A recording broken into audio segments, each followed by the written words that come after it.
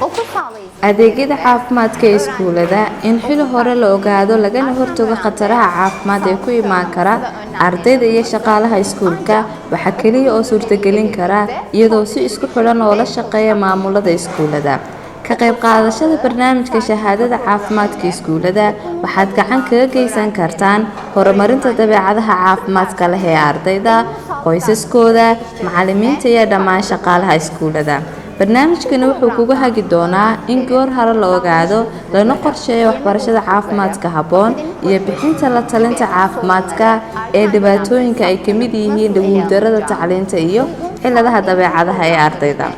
ujeedadaas awgeed maamulayaasha sharafta leh waxaan ku faraxsanahay inaan idinku marti qaadno barnaamijka shahaado caafimaadka iskuulada oo ay qabanqaabin doonto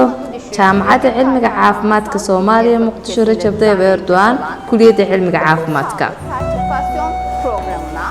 siz değerli eğitimcileri davet etmekten mutluluk duyarız.